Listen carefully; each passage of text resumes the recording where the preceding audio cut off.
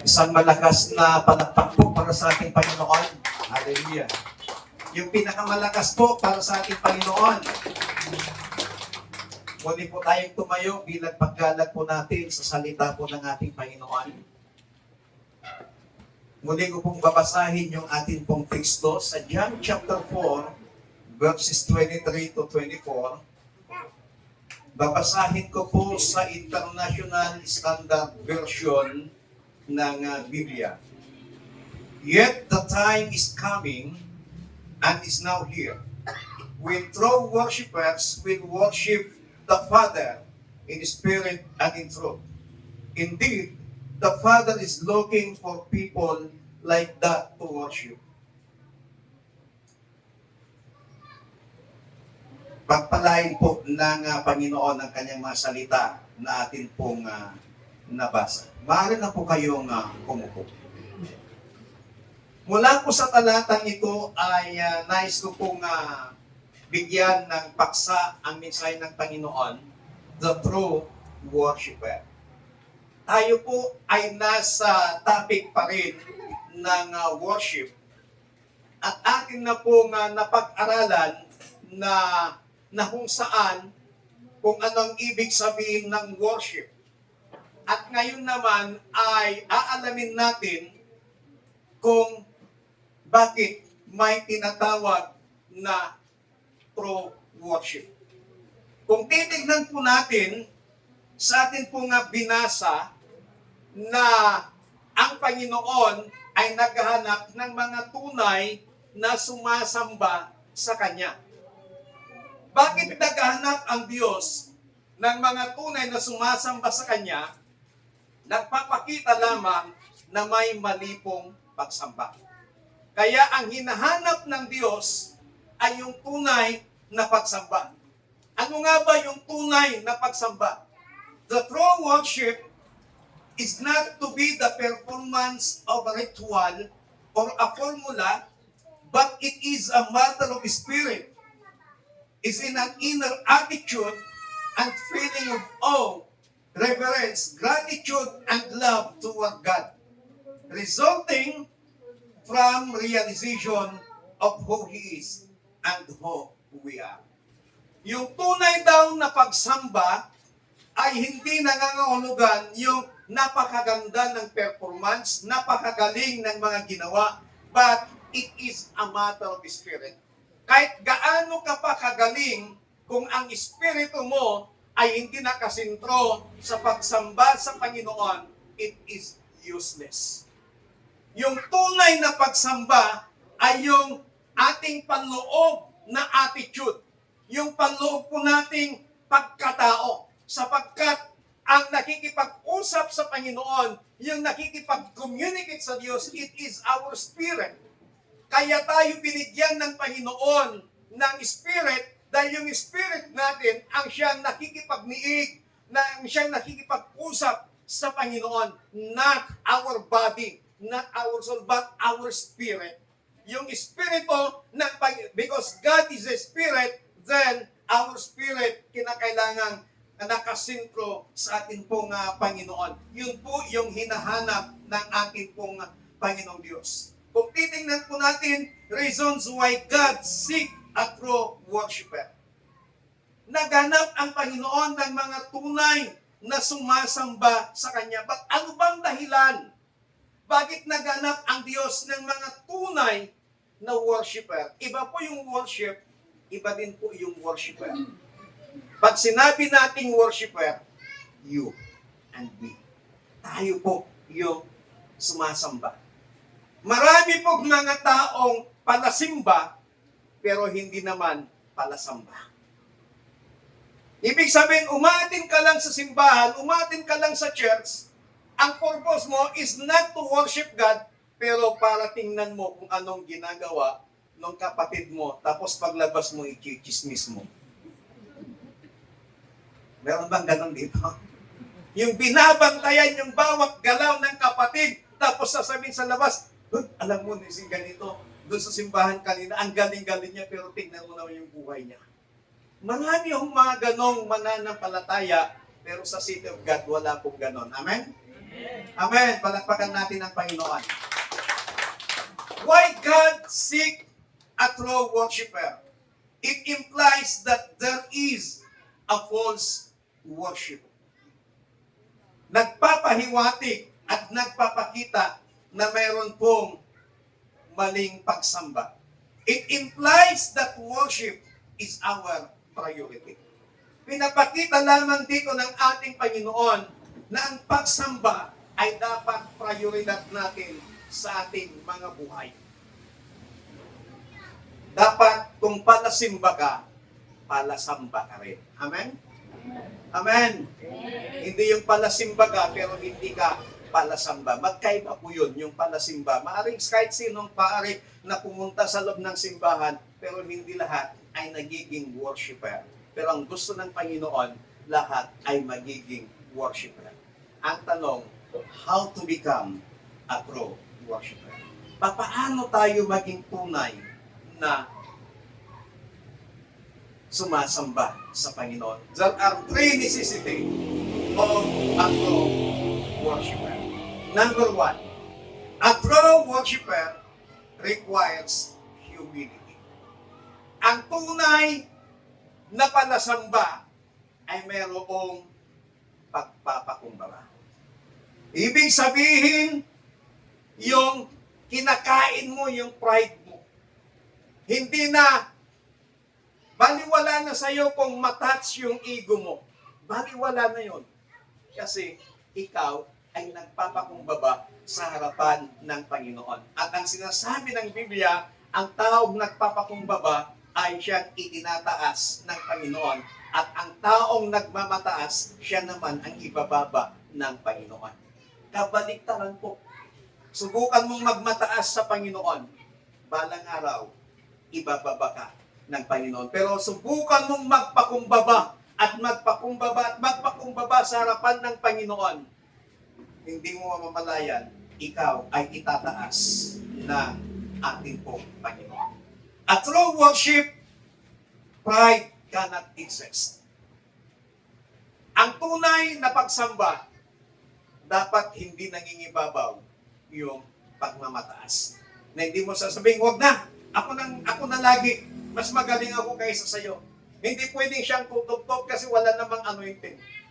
Alam niyo ho, ang anointing, wala po sa nakatayo. Because we are all anointed by Christ.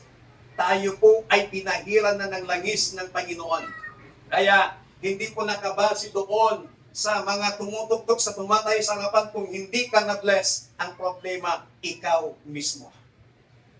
Baka yung puso natin, yung puso mo ay hindi nakasintro sa Panginoon. Baka mayroon kang pride na hindi mo man maamin-amin na mas magaling ka, na hindi mo maamin-amin na bakit andun siya na tumatayo, ikaw hindi. So parang nagkakaroon ka ng pagkainggit at minsan yung pagkainggit nagiging pride po yun. Kaya dapat yung pagsamba, ang tunay na sumasamba, mawala sa kanya ang pride. Sabihin mo nga sa katabi mo, kainin mo ang pride mo. Palagpakan natin ng Panginoon.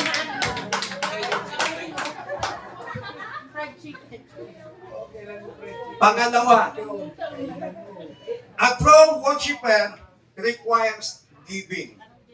Ang tunay daw na sumasamba ay dapat marunong magbigay.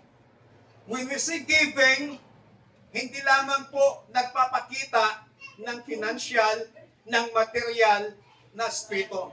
But kapag pag-uusapan po natin ang giving, marami hong saklaw. Kaya sa umaga, sa hapong ito ay unang-una yung 3 T na dapat ibigay natin sa ating Panginoon. Unang T, yung tinatawag na time. Pag ang tunay na sumasamba o ang tunay na palasamba sa Panginoon, nagbibigay siya ng oras sa Diyos. Na kahit gaano ka kabisi, dapat may oras ka pa rin sa Panginoon. Yung 24 hours mo na ibinigay sa iyo ng Panginoon, yung ibinigay sa atin ng Panginoon, dapat merong oras din na ibigay natin sa Panginoon. Hindi naman nire-require ng Panginoon na, hoy, akin ang 24 oras mo. Bigyan din natin ng panahon ang atin pong Panginoon. Amen? Yan ang tunay na sumasamba, tunay na palasamba sa Panginoon, nagbibigay ng oras, nagbibigay ng panahon sa atin pong Panginoon. Isipin po natin, 6 days, sa atin na po lahat yun. Nagtatrabaho ka para sa iyo, para sa pamilya mo, 6 na araw. Wala pang isang araw ang hinihingi ng Panginoon. Oras lang. Wala pang ang 4 na oras. Minsan 2-3 oras lang. Hindi pa natin minsan may bigay-bigay sa Panginoon.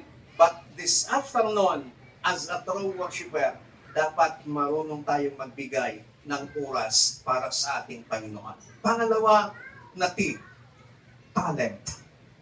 Dapat marunong din po tayong magbigay ng talent sa Panginoon. Alam nyo ho, lahat po tayo may talent. Lahat po tayo ay may talento na binigay ng Panginoon. Ayaw lang kasi natin minsan magpagamit. Ayaw lang kasi nating gamitin yung talent na yan. Pero kapag ginamit mo yan, mahahasa ka, mas mai-improve pa yung talent na binigay ng Panginoon. Kanina habang kami po ay nasa biyahe, nag-uusap kami sa loob ng sasakyan. Sabi ko kay Jasper, just subukan mong hindi ka tumugtog ng mga ilang buwan ng drums. Pagkatapos niyan, pagtutugtog ka, maninibago ang kamay mo, maninibago yung mga paa mo sa pagtugtog. Lahat po tayo, kapag hindi ka na marunong, kapag hindi mo na ginagamit yung talent mo, at minsan paggamitin mo, maninibago ka. Kaya pag may talent po tayo, ipagamit po natin yon sa Panginoon. Ibigay po natin yung talent natin para sa Panginoon. Amen. Kung ang talent mo, napakagaling at napakasarap mong magluto, ibigay mo yun para sa Panginoon. Kung ang talent mo ay napakasarap kang magtimpla ng kape, hinahanap-hanap yung timpla mong kape, ibigay mo yun sa Panginoon. Amen. Lahat yun may talent. Hindi lahat marunong masarap magtimpla ng kape. Hindi lahat masarap magluto. Marunong magluto pero hindi lahat masarap.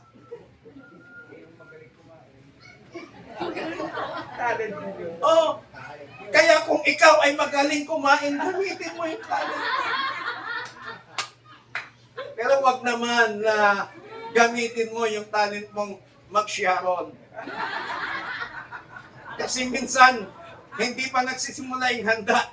Agiyawin na damdama. Agibagbagan, ijayan na, agiyawin. So lahat yan talent natin. Binigyan tayo ng Panginoon, gamitin natin yan para sa kapurihan ng ating Panginoon. Kung ang talent mo ay napakagaling mag-decorate o mag-ayos sa loob ng worship hall or worship place, gamitin mo yan para sa Panginoon.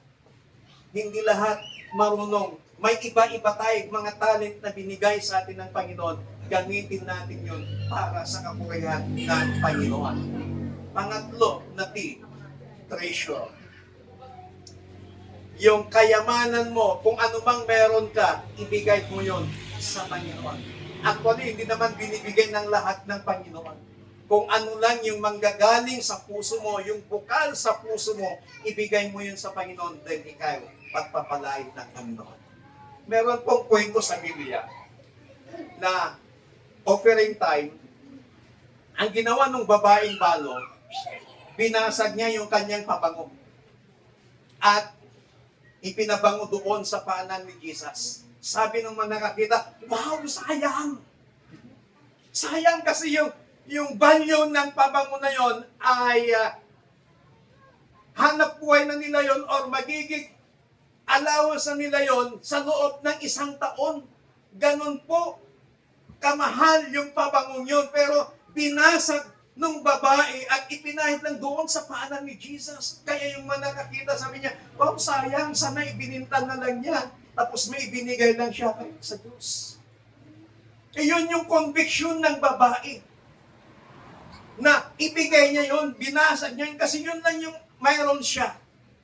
Ang Panginoon naman, hindi naman niya tinitingnan kung gaano kalaki, karami yung ibinibigay mo sa Kanya. Ang tinitingnan ng Diyos, yung puso mo. Puso, puso, puso. Kaya sa atin pong pagsamba o bilang isang tunay na palasamba sa Panginoon, kinakailangan matuto tayong magbigay ng ating treasure sa Panginoon. It is offering up our heart, yung pag-aalay ng ating puso sa Panginoon. Pangatlo at ang panghuli. A true worshiper requires treasures the Word of God. Ang tunay na palasamba, pinapahalagahan niya ang salita ng Panginoon. Kayamanan niya ang salita ng Diyos. Ang tunay na palasamba sa Panginoon, meron siyang pagpapahalaga sa salita ng Panginoon. Na kahit anumang mangyari sa kanyang buhay, anumang panahon ang kanyang maranasan, hindi niya ipagpapalit ang salita ng Panginoon. Hindi niya ikakalakal ang salita ng Panginoon. Pero papahalagahan niya, mamahalin niya ang salita ng Panginoon. Bilang pagpapahalaga, pagmamahal sa salita ng Panginoon, ibig sabihin, magkaroon ka ng obedient heart sa Diyos. Magkaroon ka ng pagsunod sa Panginoon. Dahil ang atin pong buhay, tinitingnan tayo ng Panginoon kung paano yung pagsunod natin sa Kanya. Sa mga susunod na mga panahon ay atin pong tatalakayin ang topic na obedience. Pero puro topical po tayo lahat ngayon. Puro nakasiris po lahat yung inihanda ng Panginoon na mensahe para po sa atin upang mas lalo nating maunawaan. Kaya kung pinapahalagahan mo yung salita ng Panginoon, meron kang pagsunod sa salita ng Diyos. Kung pinapahalagahan mo yung salita ng Panginoon, meron kang pagpapasako sa Panginoon. Ano pong sabi ng Psalm 119 verse 11? Thy word have I hid in thine heart, that I might not sin against thee. Ang salita mo, Panginoon, ay itinago ko sa aking puso upang hindi ako magkasala laban sa iyo.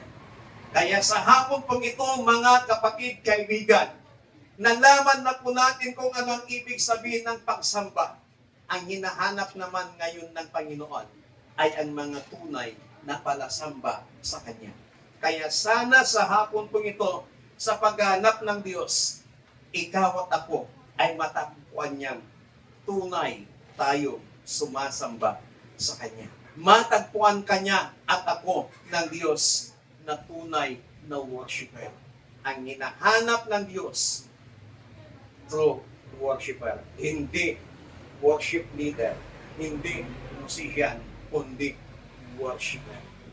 Lahat tayo magiging worshiper. At kapag nagiging worshiper ka, kahit pa walang drums, kahit pa walang gitara, kahit pa kasla binaot nga ulag ti busis na inagkangkanta, mariknam ti presensya ni Apo Diyos. Amen. Kasi tunay kang sumasamba sa Kanya. Hindi mo tinitingnan yung performance, yung galing ng mga tumatayo. Hindi mo tinitingnan yung galing ng preacher kung ano man yung buhay niya. Ang tinitingnan mo yung puso mo kasi nga tunay kang sumasamba sa Panginoon. Ang tunay na sumasamba sa Panginoon, konting kibot lang yan, mararamdaman na niya yung presensya ng Panginoon sa kanyang buhay. Kaya, hindi dapat sabihin ng isang tunay na palasamba na hindi ako na-bless doon kanina. Hindi ako na-bless doon sa worship. Kasi yung song leader, yung boses niya, ang ganda-ganda na nung umpisa, tapos biglang nagsintonado. Hindi man lang niya nahilot. Tapos hindi pa magkasunod yung magka-vibes yung bagsak ng drums at saka yung guitarist. Nakakanta rin po. Marami akong ganun eh. Pero kahit anuman, nakaka-bless kasi tunay kang sumasamba sa Panginoon. Ang true worshiper, walang pride sa puso niya, a true worshiper, hindi niya tinitingnan kung ano man yung tumatayo. Kasi nga, tunay kang sumasamba, tinitingnan mo, sinasamba mo yung Diyos na makapangyarihan sa lahat, hindi yung mga nakatayo. Kaya tayo pong lahat ay tumayo sa hapon pong ito.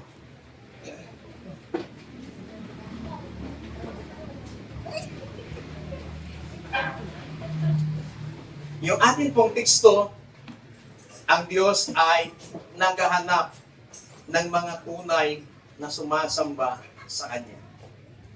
Sana sa hapon pong ito, ikaw at ako, kaibigan, kapatid, matagpuan tayo ng Panginoon na tunay na sumasamba sa Kanya.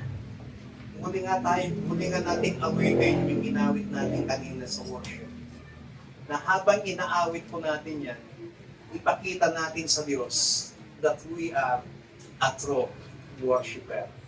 Upang sa ganon, maranasan mo yung presensya, yung pag-ibig ng Panginoon sa puso at sa buhay po natin. Hallelujah.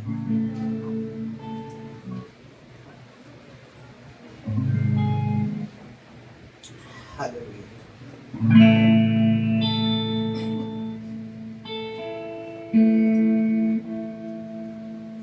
Alalahanin natin yung ginawa ni Jesus doon sa cross.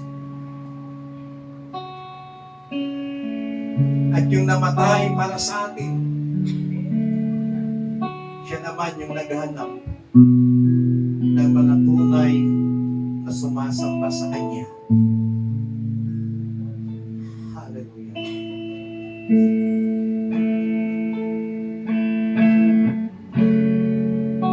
Oh, we praise you, Jesus.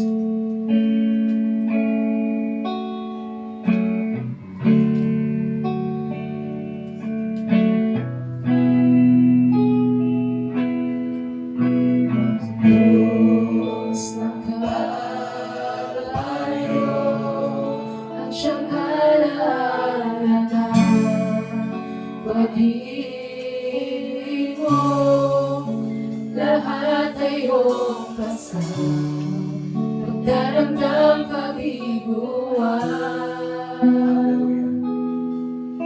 Ikaw ay nagmahal, Yes, Lord. ako'y malaya na sa'yo. Ang papuri, dinaig kamatayan, sambahin walang hanggan. Dakila pag-ibig mo, Jesus. Dakila pag-ibig mo, Jesus. Dalangin ko'y mapalapit sa'yo. Nais ko ang presensya mo.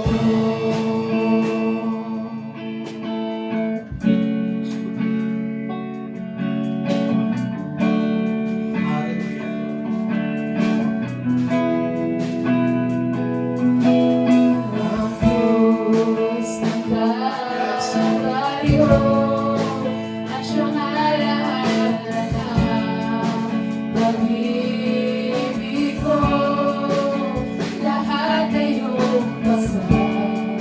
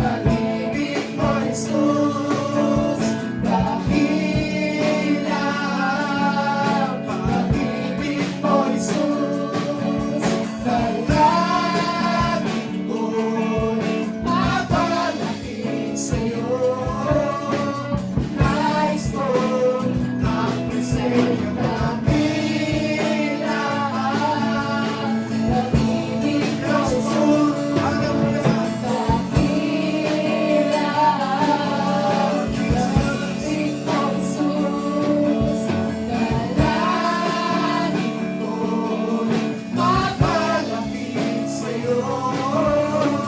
Nais ko ang presensya mo.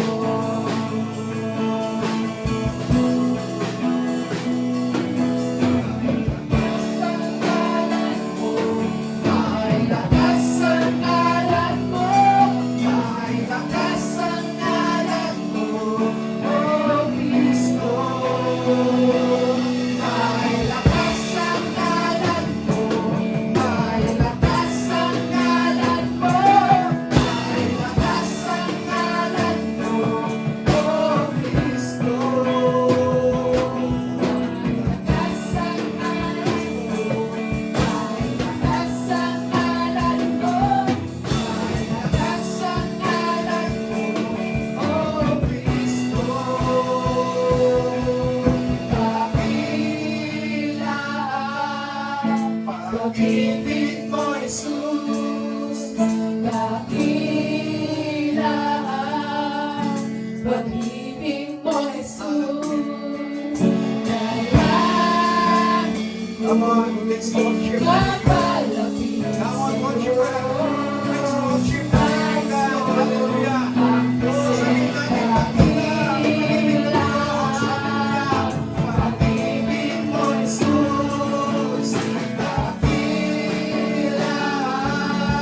Pag-ibig mo, Jesus. Dalangin ko, mapalapit sa'yo. Nais ko ang presensya mo.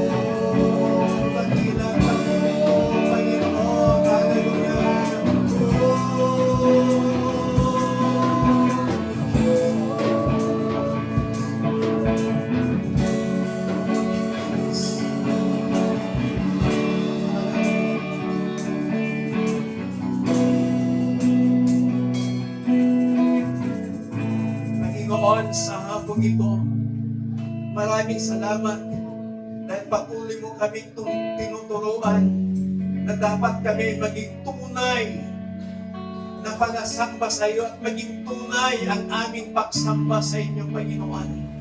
Hindi ka po tumitingin sa performance, hindi ka tumitingin sa ganda ng boses, hindi ka tumitingin sa kung ano mang ginagawa namin, Panginoon, pero ang tinitingnan mo ang aming mga puso, kung ito ay wagas, kung ito ay tunay namin ginagawa para sa iyong ikakarangal, para sa ikabuburi ng iyong dakilang pangalan. Panginoon, help us to become a true worshiper. Katulad ng iyong sinabi sa iyong banal na kasulatan na ikaw ay naghahanap ng mga tunay na sumasamba sa iyo. Sana sa paghahanap mo, Panginoon, ng mga tunay na sumasamba at tunay na sasamba sa iyo, isa kami sa mga matagpuan mo, Panginoon.